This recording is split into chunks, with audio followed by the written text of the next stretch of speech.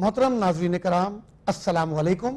मैं हूं आपका मेज़बान फैसल अली बलोच और नूरे सहर सहरी ट्रांसमिशन में मैं हाजिर हुआ हूं इल्म आगाही के सेगमेंट के साथ। इस सेगमेंट में हम नुज़ूल कुरान पर गुफ्तगू कर रहे हैं क्योंकि ये बाबरकत महीना कुरान के नुज़ूल का महीना है और हम बात कर रहे थे कुरान और हमारा मुआशी निज़ाम, हमारी इकनॉमिक्स।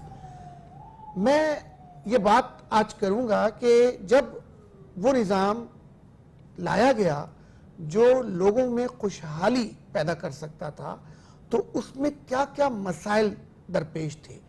वहीं पर वहाँ का जो माशरा था, जो लेन देन करता था उस ज़माने में, तो उस लेन देन में जो है वो बढ़ोती करा कर लेता था, रिबा, बढ़ोती, जिसे हम सूद कहते हैं।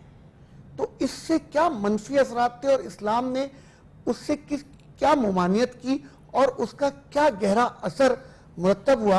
मेरे साथ मौजूद हैं डॉक्टर नसरीन साहिबा जो कि मुसन्निफा हैं किताब की कि रब का पैगाम अपने हबीब के नाम, और डॉक्टर साहिबा साबका न्यूज़ कास्टर PTV। तो मैं चाहूँगा कि डॉक्टर साहिबा हमें इस बारे में और ख़ास तौर पे नौजवानों को कि ये जो किस तरीके से जो आजकल फला कर्ज ले लीजिए, मोबाइल्स के ज़रिए कर्ज का मामला चल रहा है और उस पर किस तरह से इंटरेस्ट लिया जा रहा है, तो उस निज़ाम को हम वहाँ से बात करेंगे कि जब वो निज़ाम आया तो सूदी निज़ाम को क्या ख़तरात पैदा हुए और उसके क्या असरात बने। डॉक्टर साहिबा प्लीज़। जी देखिए, सूद जो है ना, जिसे आप सूद कह रहे हैं, आम आज भी सूद का कारोबार तो हो रहा है ना। लोग ऑर्गेनाइज तरीके से बैंकिंग सिस्टम के तहत, जैसे इंटरेस्ट कहते हैं, आप हो रहा है, लेकिन उसमें भी आपने देखा होगा इस्लामी बैंकारी भी फिर इंट्रोड्यूस करवाया गया। नो लॉस नो प्रॉफिट, बिल्कुल ठीक है, उसका फिर अलग तरीका इख्तियार किया गया। यानी कहा कि ठीक है, अब बैंक के पास आप अपना पैसा रखें, बैंक आपके पैसे से तिजारत करेगा, ठीक है ना, और जो तिजारत करेगा उसमें जो मुनाफा होगा, अगर लॉस होगा उसमें भी आप शामिल हैं, मुनाफा होगा उसमें, तो लिहाजा इस सूद से पाक हो गया आपका पैसा। ये एक सिस्टम। उस वक्त ये हुआ कि सूद जो है वो भी एक तिजारत का एक हिस्सा था, यानी वो एक तिजारत थी, लेकिन वो ऐसी तिजारत थी जो अल्लाह को पसंद नहीं थी।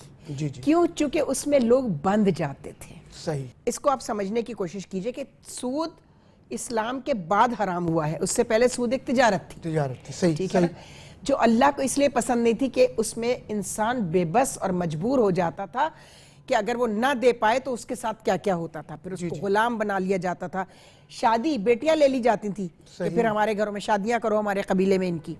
आज भी बहुत कुछ इस तरह की रस्म और रिवाज मौजूद हैं।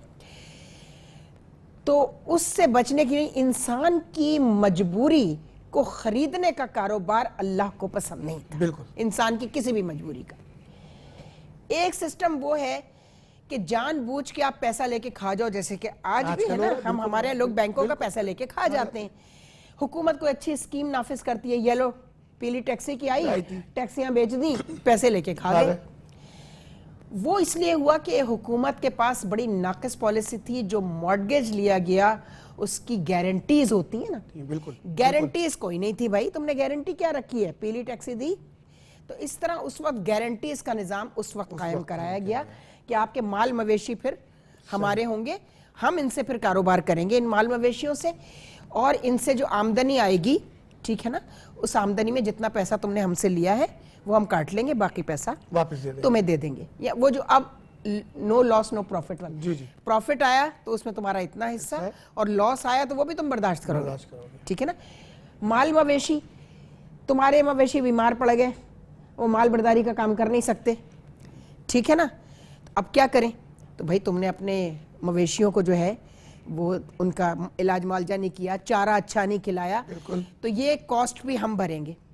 तुम्हारे मवेशी अगर बीमार हैं, कमज़ोर हैं, ठीक है ना, भैंस है दूध नहीं दे रही है, ठीक है ना, तो हम उसका इलाज सोचेंगे, हम कराएंगे। तो उसके इलाज पर उसको कमाने के लायक बनाने के लिए पैसा खर्च करेंगे, तो वो पैसा हम डिडक्ट कर लेंगे तुम्हारे उसमें से। बड़ा मरबूत निज़ाम इस्लाम ने दिया कि किसी भी तरह इंसान की मजबूरी का फ़ायदा नहीं उठाया जा सके।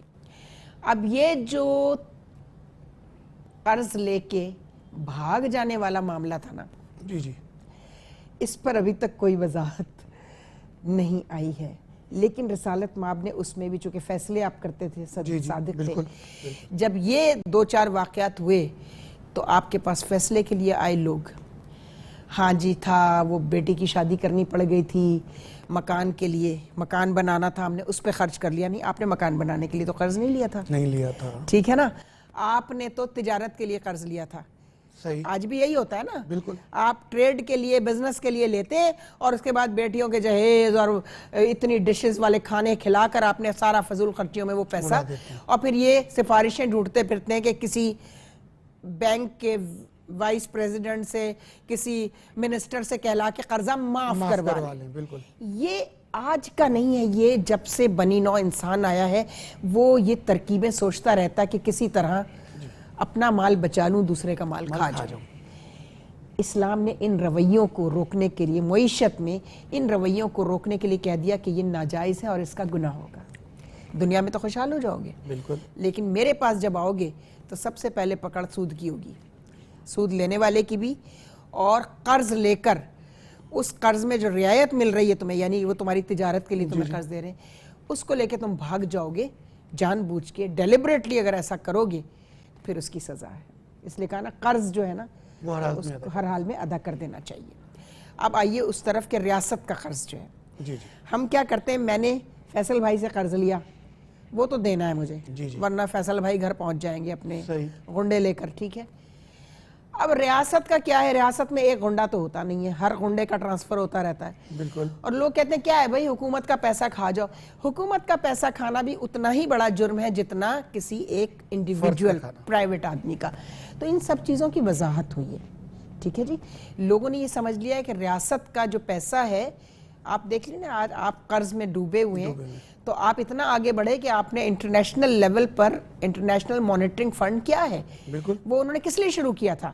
غریب ملکوں کو خوشحالی کے لیے دیا تھا نا، کہ بھائی تم بھی اپنے ملک میں پراسپیرٹی لے کر آؤ، ہم تمہیں اس کے لیے قرض دیتے ہیں، اس قرض کے اوپر ہمارا اتنا آپ نے پیسہ ہمیں منافع دینا ہوگا.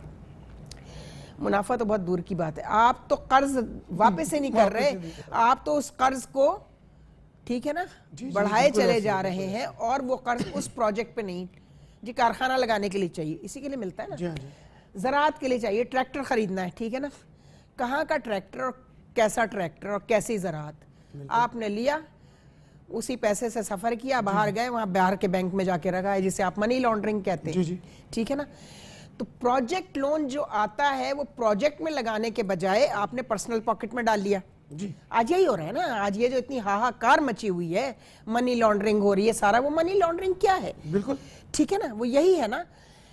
دوسری بات، آپ جب پروجیکٹ لون وہ دیتے ہیں آپ کو تو اس میں کک بیکس آ جاتے ہیں. ٹھیک ہے. یہ بھی اتنی ہی بری بات ہے کہ اگر میں منسٹر ٹریڈ اینڈ فائنینس ہوں یا میں منسٹر فائنینس ہوں، میں نے اپروول دے دی، بیوروکریسی نے بھی، سیکٹری فائنینس نے بھی اپروول دے دی کہ ہاں جی اس پروجیکٹ کے لیے اتنے بلین، اورنج ٹرین بنی، فلانی ٹرین، ٹھیک ہے نا جی، بسیں آئیں گی، ٹھیک ہے نا، پانی کا نظام ٹھیک ہوگا، اریگیشن کے لیے فلانا فلانا.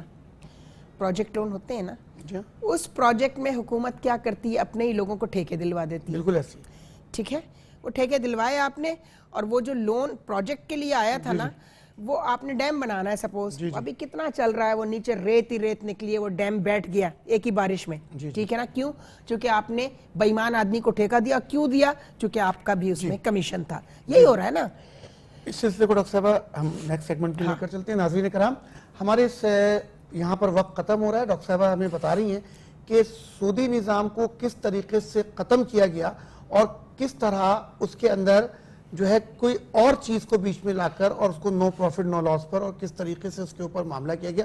بیسیکلی میں اس بات سے یہ بھی سمجھاؤں کہ جو ایک جیسی چیز ہے، اس کو ہم کہتے ہیں ہم جنس، جیسے چاول کے بدلے میں چاول اور بڑھا کر لے لینا، اور روپے کے کرنسی کے بدلے میں کرنسی کو بڑھا کر لینا، وہ بھی یہی زمروں میں آتا ہے جسے ہم ربا یا سود کہتے ہیں. یعنی اس چیز کو کسی دوسری چیز کے ساتھ تجارت کی جائے، یعنی سیم چیز کی تجارت، یعنی اس کے بدلے میں وہ یہ تجارت نہیں کہلائے گی.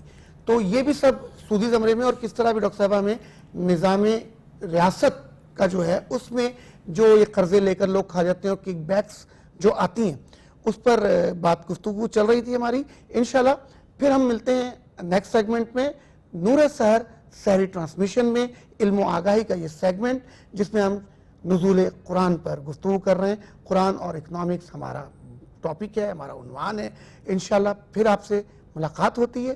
اپنے میزبان فیصل علی بلوچ اور ڈاکٹر نسرین صاحبہ کو اجازت دیجیے. السلام علیکم.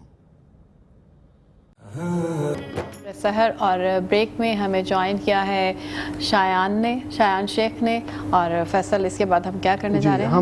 میں اس وقت جو ہے چھوٹا سا ایک سوال لوں گا قاری مصدق الامین صاحب سے کہ رمضان المبارک میں غزوہ بدر ہوئی، اور اس غزوہ بدر کی مناسبت سے آپ تھوڑا سا مختصر سا جواب دیجیے گا. شکریہ. احمد و صلی علی رسول الکریم. اما بعد، اعوذ باللہ من الشیطان الرجیم. بسم اللہ الرحمن الرحیم. یوم الفرقان و یوم التقى الجمعان. غزوہ بدر جو ہے ہمارے لیے ایک یوم فرقان کا پیغام بھی دیا ہے اس میں. اور اس دن دو جو گروپ تھے، ایک کافر کے اور ایک مسلمانوں کے، ان کے درمیان حق اور ایک باطل کا معرکہ لڑا گیا ہے. اور یہ رسول اکرم صلی اللہ علیہ وسلم کی خصوصی دعا تھی. آپ صلی اللہ علیہ وسلم خصوصاً سجدے میں گر گئے اور آپ نے ایک لمبی دعا فرمائی صحابہ اکرام کے بارے میں کہ رب کریم، اگر یہ صحابہ اکرام کی جماعت اگر یہ ختم ہو گئی تو تیرا نام لینے والا اس دنیا میں کوئی نہیں ہوگا. پھر اللہ نے اپنے نبی کی دعا قبول فرمائی. اور میں ایک یہ پیغام اپنے ناظرین کو دینا چاہتا ہوں کہ جس کے لیے رسول اللہ صلی اللہ علیہ وسلم دعا فرما دیں وہ کامیابی سے بھرپور باتیں ہوتی ہیں. بے شک. اچھا قاری مصدق الامین صاحب، آپ یہ بتائیے کہ رمضان المبارک میں ہی یہ مورکہ جو ہوا، یہ حق و باطل کا جو فرق واضح ہوا، تو اس میں جیت کی بات تھی، دفاع کی بات تھی، یا اپنے آپ کو منظر عام پہ لانے کی بات تھی؟ اس سلسلے میں آپ کیا کہیں گے؟ دیکھیں، کفار کے نزدیک تو مسلمانوں کے بارے میں یہ تاثر تھا کہ یہ لوگ کمزور ہیں، ناتواں ہیں. جی. لیکن الحمدللہ اسلام ہمیشہ محبت اور ایثار کا سبق، بھائی چارگی کا سبق دیتا ہے. یہاں تک کہ مجھے ایک حدیث یاد آ گئی. رسول اللہ صلی اللہ علیہ وسلم نے فرمایا کہ اگر کسی مسلم کنٹری میں کوئی ذمہ رہ رہا ہے، غیر مسلم رہ رہا ہے، تو حاکم وقت کی ذمہ داری ہے کہ اس کا اگر وہ جزیہ دے رہا ہے تو اس کا دفاع کیا جائے، اور جزیہ دیتے ہوئے اس کا دفاع نہیں ہوتا، قتل ہو جاتا ہے، تو وہ حاکم وقت جنت تو کیا، جنت کی خوشبو بھی نہیں سن سکتا. تو اسلام دہشت گردی کی دعوت نہیں دیتا، اسلام پیار اور محبت کی دعوت دیتا ہے. حضور نے فرمایا من سلم المسلمون من لسانہ و یدہ، کہ مسلمان وہ جس کی زبان سے، اس کے ہاتھ سے دوسرا مسلمان محفوظ رہے. لیکن یہ جو مارکہ جو ہے، ظاہر ہے جب ہمیں اس چیز پر ابھارا گیا اور یہ دفاع بھی تھا اور یہ طاقت بھی مسلمانوں کی تھی، تو منوایا اللہ رب العالمین نے دکھایا. اللہ قاری صاحب، یہ محبت کا جو درس ہے اسی کی وجہ سے جو اس موقع میں جو اللہ کی نصرت اور اللہ کی مدد شامل ہوئی، کیا آپ سمجھتے ہیں اس کی وجہ یہ محبت اور سلامتی کی بات تھی؟ بالکل، کیونکہ قرآن کریم میں اللہ تعالیٰ نے فرمایا وَمَا رَمَيْتَ إِذْ رَمَيْتَ وَلَكِنَّ اللَّهَ رَمَىٰ، کہ آپ لوگوں نے تو اتنی تلواریں نہیں اٹھائی نا، اللہ کی طرف سے جو. اور بعض لوگوں نے دیکھا کہ وہ انسانوں سے بھی زیادہ لمبے ہاتھ تھے. یہ کیا؟ یہ آپ کی محبت اور آپ کی دعائیں تھیں، اور اللہ رب العالمین نے غیبی مدد فرمائی. سبحان اللہ. تو مسلمان ہمیشہ غیر مسلم کے بارے میں بھی اچھا ہی سوچتا ہے، لیکن جب مجبوری اگر ایسی بن جائے تو سوالے سے اس کا جواب دیا جاتا ہے. سبحان اللہ. اب کیا خیال ہے آپ کا کہ ہم اسی موضوع پر کیا کریں آگے؟ شایان کے پاس چلتے ہیں اور ان سے بھی اسی موضوع پر بات کرتے ہیں. جی شایان. بسم اللہ الرحمن الرحیم. چونکہ آج غزوہ بدر کا دن ہے تو اس حوالے سے میں بھی کچھ گفتگو یہ کروں گا کہ جو جنگ بدر ہے فیصل بھائی، it was the first war of Islam. اور ایک طریقے سے یوں سمجھ لیجیے کہ ایک ڈیسائیڈڈ ڈیٹ تھا کہ حق اور باطل میں فرق کر دینے والا دن. جیسا کہ قرآن مجید نے کہا نا کہ یہ یوم الفرقان تھا. اللہ رب العزت نے قرآن مجید میں اس کو یوم الفرقان سے یاد فرمایا کہ حق اور باطل میں فرق کر دینے والا دن. اور آپ یہ دیکھیں کہ اس کے اندر مسلمانوں کی تعداد کم تھی اور کفار جو تھے، جو دوسرا گروپ تھا، اس کی تعداد زیادہ تھی، جبکہ ان کی پریپریشن مسلمانوں کی نسبت زیادہ طاقتور تھی. ان کی تیاری بالکل مکمل تھی، ذریعے زیادہ تھیں اور شاندار عمدہ گھوڑے تھے. مسلمانوں کے پاس وہ اس طرح کا ساز و سامان نہیں تھا. آپ یہ دیکھیں کہ پھر بھی اللہ رب العزت نے جسے کہیں کہ کفر و شرک کی ہڈیوں کو توڑ کے رکھ دیا اور اس کے محل کو ویران کر دیا. اللہ رب العزت نے اس طرح مسلمانوں کی مدد فرمائی, اور اسی کا ذکر قرآن مجید میں بھی فرمایا کہ وَلَقَدْ نَصَرَكُمُ اللَّهُ بِبَدْرٍ وَأَنْتُمْ أَذِلَّةٌ, کہ اللہ رب العزت نے تحقیق تمہاری مدد فرمائی, جس کا مفہوم آیت کا یہ ہے کہ جب تمہارے پاس کوئی ساز و سامان نہیں تھا. اور جنگ بدر یہ ایک ایسا معرکہ ہے کہ اگر اس میں ہم میسیجز پہ غور کریں تو ہمیں پیغامات تو ملتے ہیں, مگر ساتھ ساتھ ہی حضور علیہ السلام کے معجزات کا بھی اس میں ظاہر کتنا ہوتا ہے. آپ یہ دیکھیں کہ ایک جنگ بدر کے میدان میں جانے سے پہلے ایک دن پہلے جب حضور علیہ السلام مقام روحہ پہ پہنچے تو صحابہ کرام علیہم رضوان سے سرکار علیہ السلام ایڈوائس لے رہے ہیں. آپ دیکھیں کہ سید الانبیاء ہیں, جہاں سے علم و حکمت کا چشمہ پھوٹتا ہے, so he is taking advice from the Sahaba کہ صحابہ بتاؤ کہ جنگ کریں یا نہ کریں. مگر صحابہ اکرام کا بھی ایک دیکھیں, کہا کہ یا رسول اللہ اگر آپ کہتے ہیں تو ہم سمندر میں بھی چھلانگ لگا دیں گے, اور اگر آپ کہیں گے تو پھر جنگ بھی کریں گے. تو رسول اکرم صلی اللہ علیہ وسلم جب بدر کے میدان میں آپ کوچ کر کے گئے تو آپ کو جب پتہ ہے کہ کفاروں نے پہلے سے بدر کے میدان میں آ گئے تھے اور انہوں نے کنوؤں کی جگہ پہ قبضہ کر لیا تھا. اب مسلمانوں کے حصے میں کیا آئی, وہ سفید ٹیلے کی جگہ آئی, اور جہاں پر یہ کہیں کہ کوئی پانی وغیرہ کا انتظام بھی نہیں تھا اور کفاروں کے پاس پانی وغیرہ تھا, انہوں نے کیونکہ کنویں محفوظ کر لیے تھے. اب مسلمان پیاسے تھے. اللہ رب العزت کا احسان دیکھیں, نعمت دیکھیں, کیسی غیبی امداد ہوتی ہے کہ جو اللہ کی راہ میں نکلتا ہے. اللہ کے لیے نکلے تو آج یہ پیغام ہے, اگر اللہ کی تڑپ میں نکلیں گے غیبی امداد لازمی ہوگی. یہ پیغام دے رہی ہے بدر کی بیٹل ہمیں. آپ یہ دیکھیں کہ اس وقت بارش ہو گئی, مسلمانوں نے پانی پیا بھی, جانوروں کے لیے بھی, جانوروں کو بھی پلایا, اپنی مشکیزوں میں پانی بھر بھی لیا, اور مسلمانوں نے وضو بھی کیا, غسل بھی کیا, اور پھر اور تو یہ دیکھیں کہ اس زمین کو اس طرح ہینڈل کیا مسلمانوں نے کہ جس میں قدم سم جاتے تھے انسانی اور جانوروں کے. آپ دیکھیں کہ اس زمین کو اس طرح سمیٹ دیا کہ وہ پھر قدم جو ہے ٹھہرنا آسان ہو جائے, اس قدم پر, اس ریت کی مٹی پر قدم جو ہے ٹھہرنا آسان ہو گیا. اچھا پھر اب آگے چلیں, یہ جنگ اسٹارٹ کیسے ہوئی. حضور علیہ السلام یہ جب دونوں گروپ آمنے سامنے ہوئے تو کفار کی طرف سے عتبہ بن ربیعہ آیا, اور اس کے بھائی شیبہ بن ربیعہ, اور عتبہ بن ربیعہ کا بیٹا ولید بن عتبہ, یہ تینوں آئے. انہوں نے کہا کہ سامنے سے دیکھتے ہیں کہ گروپ میں کون آتا ہے. یہاں سے 3 انصار صحابہ کرام علیہم رضوان گئے, تو انہوں نے کہا کہ کسی منادی نے کہا اے محمد صلی اللہ علیہ وسلم ہمارے ہم پلہ لوگ بھیجو, ہمیں انصار سے کچھ غرض نہیں ہے. اب رسول اکرم صلی اللہ علیہ وسلم نے عبیدہ بن حارث, حضرت علی المرتضی کرم اللہ وجہ الکریم اور حضرت امیر حمزہ رضی اللہ عنہ کو مسلمانوں کی طرف سے بھیجا. انہوں نے پھر بہادری کا وہ پیغام دیا اور وہ جھنڈا لہرایا اسلام کا کہ ان تینوں کو واسطہ جہنم کیا. پھر اس طریقے سے یہ گمسان جنگ شروع ہوئی اور لوگ آپس میں ملتے گئے. اب آپ ادھر دیکھیے, ادھر جنگ ہو رہی ہے, ادھر بھی پیارے آقا علیہ السلام یادگاری امت کے لیے کیا فرما رہے ہیں. آپ استغاثہ فرما رہے, قائد صاحب نے کیا نا, دعائیں مانگی رسول اللہ نے, اور آپ دیکھیں کہ ادھر بھی رسول اکرم صلی اللہ علیہ وسلم کے ہمراہ حضرت ابوبکر صدیق رضی اللہ عنہ تسلی دے رہے ہیں پیارے آقا علیہ السلام کو, ہجرت کی رات بھی اور یہاں پر بھی. کسی موقع پہ بھی یعنی سیدنا صدیق اکبر رضی اللہ تعالیٰ نے پیارے آقا علیہ السلام کو تنہا نہیں ہونے دیا. پھر اب آپ دیکھیں کہ جنگ چل رہی ہے. اچھا اس جنگ کے اندر ایک خاص بات یہ ہے کہ اس میں ایک شیطان بھی آیا ہوا تھا اپنے لشکروں کے ساتھ, سراقہ بن مالک کی شکل میں. اس نے کہا کہ بھائی آج کوئی انسان تم پر غالب نہیں آنے والا. جب اس نے دیکھا نا کہ حضرت جبریل امین فرشتوں کے ہمراہ آ رہے ہیں تو وہ ایک کفار کا ہاتھ پکڑا ہوا تھا, اس نے ہاتھ چھڑایا, بھاگنے لگا, کہنے لگا میں تو الٹے پاؤں بھاگ رہا ہوں. لوگوں نے کہا کہ سراقہ تم تو کہہ رہے تھے کوئی انسان غالب نہیں آئے گا اور اب تم خود ہی بھاگ رہے ہو. کہا کہ جو میں دیکھتا ہوں نا وہ تم نہیں دیکھتے, یعنی فرشتوں کی آمد دیکھ رہا تھا. اللہ رب العزت نے مسلمانوں کی ایسی نصرت فرمائی کہ فرشتوں کا نزول فرمایا. اب فرشتوں تو آ رہے ہیں, اب یہ جنگ بھی ہو رہی ہے. آپ یہ دیکھیں کہ جنگ کے اندر بھی صحابہ کا عشق دیکھیں, کوئی چیز ختم ہو جائے, اونچ نیچ ہو جائے تو حضور کی بارگاہ میں آ گئے. حضرت عکاشہ بن محسن, آپ دیکھیں حضرت عکاشہ بن محسن ہے کہ یا رسول اللہ صلی اللہ علیہ وسلم تلوار سے لڑ رہا تھا, تلوار ٹوٹ گئی. حضور علیہ السلام کے پاس اس وقت بظاہر کوئی تلوار تھی. آپ دیکھیں یہ پیغام دے رہے ہیں کہ جنت تو یہ تلوار ملے گی حضور کے در سے. حضرت عکاشہ بن محسن کو حضور علیہ السلام نے خشاک کی تلوار دی تو وہ لوہے کی چمکدار تلوار بن گئی, اور وہ پھر آپ جب تک شہید نہیں ہو جاتے دوسری جنگوں میں آپ کے پاس وہ تلوار رہی. ایک تو یہ معجزہ ظاہر ہوا. پھر اس کے علاوہ میں آخر میں یہ پیغام دوں گا کہ آپ دیکھیں اللہ رب العزت نے مسلمانوں کو مدد دی, اس کے پیچھے وجہ کیا تھی. آج بیٹل آف بدر سے ہمارے لیے میسج کیا ہے, وہ دیکھیں کہ وہ 313 تھے بدر کے میدان میں, مگر ان کا جو فیض تھا اللہ رب العزت پر وہ مضبوط اور مستحکم تھا. تو آج ضرورت اس عمر کی ہے کہ ہمیں چاہیے کہ اپنے اندر ایمان کی وہ پختگی لائیں کہ جس کے اندر جو صحابہ اکرام علیہم رضوان کے اندر تھی, ان کی سیرتوں سے ہمیں یہ چیز سیکھنے کو ملتی ہے. اور آخر میں یہی بات کہوں گا کہ اگر ہمارے ساتھ بھی اس وقت بھی وہ آزمائش تھی, آزمائش آ جائے, مصیبتیں آ جائیں تو ان مع العسر یسرا, ہر مشکل کے ساتھ آسانی ہے, تو صبر کریں, اللہ رب العزت آپ کو نصرت و فتح عطا فرمائے گا. تو ہسٹری آف اسلام میں بدر کا دن ایک سنہری دن ہے. ماشاءاللہ. بھائی کرام, آپ اس وقت ہمارے محمد شایان شیخ کی گفتگو سماعت فرما رہے تھے, جو بدر کو بڑا مختصر انداز میں لیکن جامع انداز میں آپ تک پہنچانے کی کوشش کر رہے تھے کہ فرق کرنے والی جنگ کیا تھی, آج یوم الفرقان ہم کیوں منا رہے ہیں. میں یہاں ایک چھوٹا سا وقفہ لیں گے. نور سحر صحیح ٹرانسمیشن, میٹرو ون نیوز اور AY مارکیٹنگ سے کے ذریعے آپ تک پہنچائی جا رہی ہے. تو ہمارے ساتھ بنے رہیے گا, انتظار کیجیے, آ رہے ہیں مختصر سے وقفے کے بعد.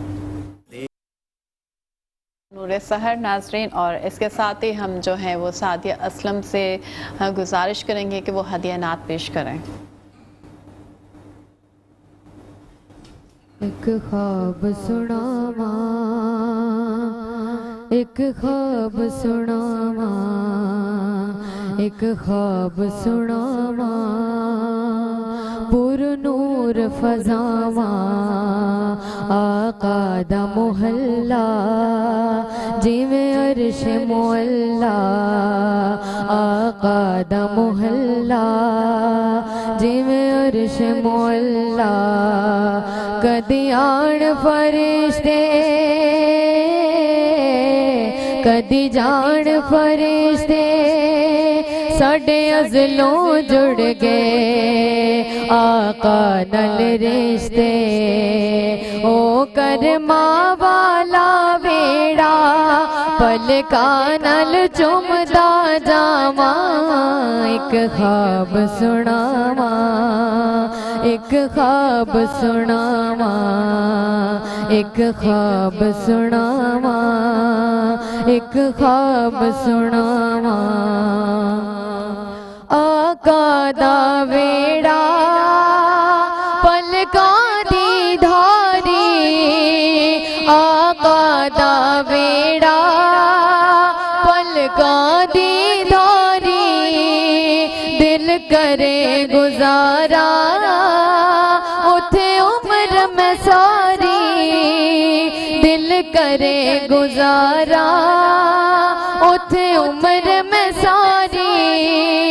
کعبے دے چکر میں لے بھج بھج کے, نلے حجر اسود چومیا رج رج کے, میرے سر سے رب نے کیتیاں رحمت دیاں ٹھنڈیاں چھاواں.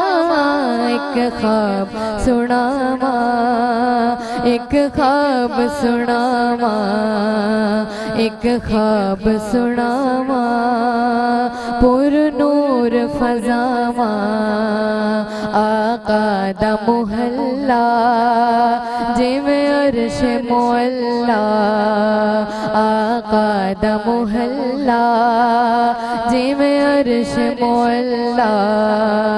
کدی آن فرشتے کدی جان فرشتے ساڈے ازلوں جڑ گئے, آقا نال رشتے, او کرما والا ویڑا پلکاں نال چومدا جاواں. ایک خواب سناواں, ایک خواب سناواں. چپ کر کے بہ گیا روزے دے نیڑے, چپ کر کے بہ گیا روزے دے نیڑے, ہویا نور دا جانن میرے دل دے ویڑے, ہویا نور دا جانن میرے دل دے ویڑے.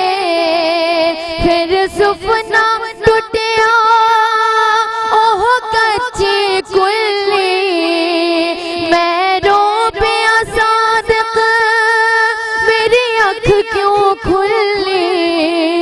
پھر آقا صدیہ درتے ہویا دل دیا پوریاں چاواں.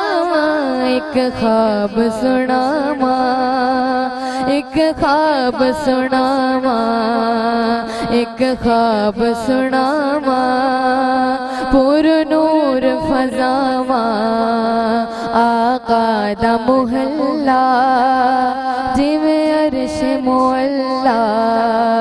کدی آن فرشتے کدی جان فرشتے ساڈے ازلوں جڑ گئے, آقا نال رشتے. سبحان اللہ. ناظرین کرام, ہمارے ساتھ موجود ہیں ہبا محمود بھی، اور ہبا محمود خود نعت خواں بھی ہیں اور ساتھ میں بچیوں کی تربیت بھی کرتی ہیں نعت کے حوالے سے اور ڈف کے حوالے سے، اور سب سے اہم بات کہ شہید جو ہمارے کراچی کے ہیں امجد صابری صاحب، یہ ان کی شاگردہ بھی ہیں. تو میں اس حوالے سے ان سے کچھ سوالات کروں گا کہ ایک تو ہبا یہ بتائیے کہ آپ خود بھی نعت پڑھتی ہیں اور دوسروں کو سکھاتی بھی ہیں، اور تھوڑا سا امجد صابری صاحب کے حوالے سے بھی ہمیں بتائیے. السلام علیکم. سب سے پہلے تو میں اپنے جو استاد ہیں، سب سے پہلے امجد صابری، اللہ پاک ان کو جنت الفردوس میں اعلیٰ مقام عطا فرمائے. آمین. بہت اچھے تھے، ان کے ساتھ بہت اچھا ساتھ رہا، اور رمضان کی ٹرانسمیشن بھی ہم کرتے تھے ساتھ. بہت چھوٹی ہوتی تھی میں، ہم لوگ سما چینل پہ ساتھ گروپ وائز پڑھتے تھے اور وہ ساتھ پڑھ رہے ہوتے تھے. مجھے یاد ہے بھر دو جھولی میری یا محمد، گروپ وائز ہم لوگ پڑھ رہے ہوتے تھے اور بہت چھوٹی سی ایج سے. اچھا میری آواز جو تھی وہ گاڈ گفٹڈ جیسے فیل ہوتی تھی پیرنٹس کو کہ آواز اچھی ہے بچی، میں گنگناتی تھی. ماشاءاللہ. پھر نانی نے سنا تو نانی نے بولا اس کو اکیڈمی جوائن کرواؤ، اس کی آواز اچھی ہے یہ کر لے گی. صحیح. تو پھر مجھے شوق ہوا، پھر میں نے اکیڈمی امجد صابری کی، وہاں نجمہ قدیر وہاں کی آنر تھی، مجھے آج تک نام بھی یاد ہے. ماشاءاللہ. نجمہ قدیر وہاں کی آنر تھی. پھر وہاں میں جا کے کلاسز لیتی تھی. جیسے ابھی میری آواز خراب ہونے کے بعد آواز ہے، جب میں وہاں سے سیکھنا شروع ہوئی تو میری آواز ایسی ہو گئی تھی. اچھا. تو مما نے بولا یہ کیا ہو گیا، تمہاری آواز تو جینٹس میں تبدیل ہوتی آ رہی ہے. تو ظاہر ہے وہاں پر سکھاتے ایسا تھے کہ وہ بیس پوری ٹھیک کرواتے تھے. سیکھتے سیکھتے پھر میں نے وہ جب اکیڈمی چھوڑی تو اب میری آواز ایسی ہی رہ گئی، وہ بھی ٹھیک نہیں ہو پائی. پھر مجھے ایک اور اکیڈمی جوائن کروائی گئی. اس کے استاد جو تھے میرے وہ جنید قاسمی قلندری تھے، انہوں نے سکھایا. پھر میں اسٹرگل کرتی رہی. پھر ایسا ہوا کہ جو ڈف تھی وہ میں نے ایک بار سنی ایک میلاد میں، اب وہ مجھے اتنی اچھی لگی کہ میں جب سو رہی ہوتی تھی تو خوابوں میں بھی ڈف بجا رہی ہوتی تھی. آج مما کہہ رہی تھی تم نیند میں بجا رہی ہوتی ہو. تو خیر پھر میں نے اتنا سیکھا اس کے پیچھے لگ کے کافی خوار ہوئے، کافی لوگوں کی باتیں سنی، کافی سب کچھ برداشت بھی کیا، لیکن یہ کہ اسٹرگل کرتے رہے، چھوڑی نہیں. جی ہبا، آپ سے گفتگو کا سلسلہ جو جاری رہے گا، ہم دوبارہ آپ کی طرف آئیں گے کیونکہ ابھی ہمیں بریک پر جانا ہے اور اذان کا وقت ہوا جا رہا ہے. جی ناظرین ہمارے ساتھ رہیے گا، کہیں مت جائے گا اپنے اس پروگرام میں جس کا نام ہے نور سحر.